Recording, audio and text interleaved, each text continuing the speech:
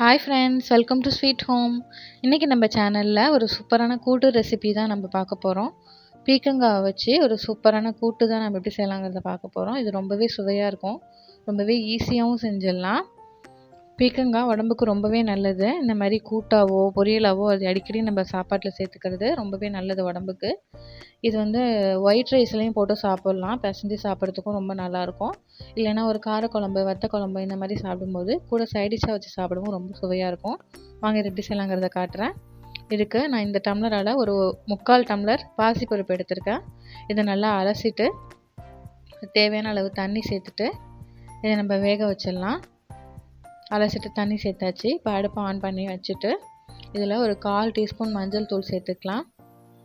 மஞ்சள் தூள் சேர்த்துட்டு இதை நல்லா வேகட்டும். நல்லா ஓப்பன்லேயே நல்லா வேகட்டும். நீங்கள் குக்கரில் வேக வைக்கிறதா இருந்தாலும் வேக வச்சுக்கலாம். நான் இன்றைக்கி ஓப்பனில் தான் வேக வைக்கிறேன். இங்கே ஒரு வெங்காயம், ஒரு தக்காளி, ஒரு பச்சை மிளகாவை கீறி வச்சுருக்கேன்.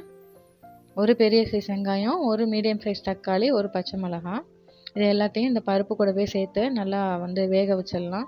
இந்த வெங்காயம் பருப்பு எல்லாமே நல்லா வெந்து வரட்டும். அதுக்குள்ளே நம்ம பீக்கங்காய் ரெடி பண்ணிடலாம். நான் இந்தளவு பீக்கங்காய் எடுத்திருக்கேன். இதை நல்லா தோல் சீவிட்டு இந்த மாதிரி குட்டி குட்டியாக கட் பண்ணி எடுத்துக்கலாம்.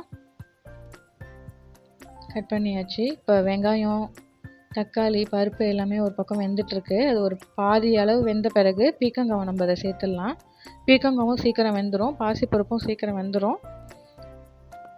அதனால் பாசிப்பருப்பு ஃபுல்லாக வெந்த பிறகு போட்டோம்னா ரொம்ப குழஞ்ச மாதிரி ஆகிடும். நம்ம பாசிப்பருப்பு ஒரு பாதி அளவு வெந்த பிறகு பீக்கங்காவை சேர்த்துட்டோம்னா நம்மளுக்கு எல்லாம் சேர்ந்து வெந்து வரதுக்கு கரெக்டாக இருக்கும். இப்போ தேவையான அளவு உப்பு சேர்த்துடலாம்.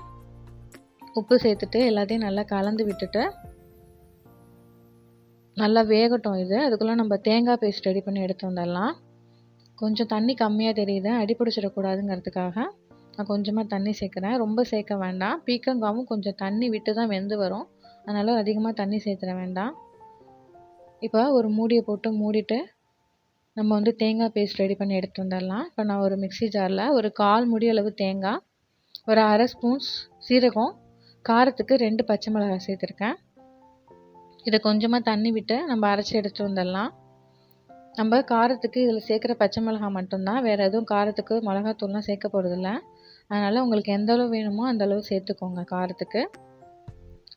இப்போ இந்த சைடு காய், பருப்பு எல்லாமே நல்லா வெந்து வந்துட்டுருக்கு. பாருங்கள், ஆல்மோஸ்ட் நல்லா வெந்துருச்சு. இப்போ நம்ம ரெடி பண்ணி வச்சுருக்க தேங்காய் பேஸ்ட்டு சேர்த்துடலாம்.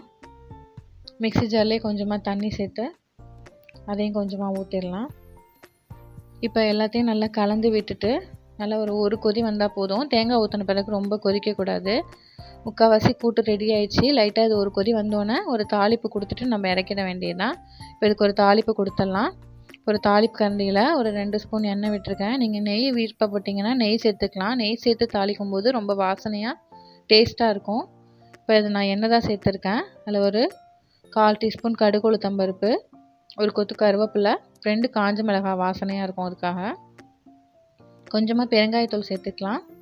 பெருங்காயத்தூள் சேர்த்து நம்ம தாளிக்கும் போது நல்லா வாசனையாகவும் இருக்கும். நம்ம பருப்பு சேர்த்துருக்கிறதுனால கேஸ் ட்ரபிள் அந்த பிரச்சனையும் வராது. அதனால் கொஞ்சமாக பெருங்காயத்தூள் எல்லா சாப்பாட்லேயுமே கொஞ்சமாக பெருங்காயம் சேர்த்துக்கிறது நல்லது தான். இப்போ இந்த தாளிப்பை இதில் சேர்த்துக்கலாம். அவ்வளோதான், சேர்த்தாச்சு.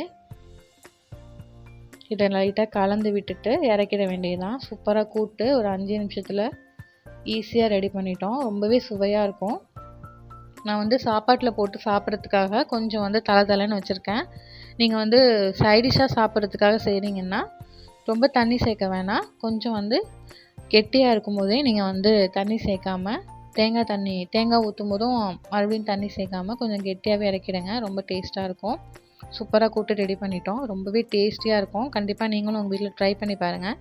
ட்ரை பண்ணிவிட்டு எப்படி வந்ததுங்கிறத என் கூட ஷேர் பண்ணிக்கோங்க. இந்த வீடியோ உங்களுக்கு பிடிச்சிருந்ததுன்னா வீடியோவை லைக் பண்ணிக்கோங்க. கூடவே சேனலையும் சப்ஸ்கிரைப் பண்ணாமல் இருந்தீங்கன்னா சேனலையும் சப்ஸ்கிரைப் பண்ணிக்கோங்க. தொடர்ந்து உங்களோட சப்போர்ட்டை எனக்கு ரெகுலராக கொடுத்துட்டே இருங்க. மறுபடியும் இன்னொரு வீடியோவில் பார்க்கலாம். தேங்க்யூ.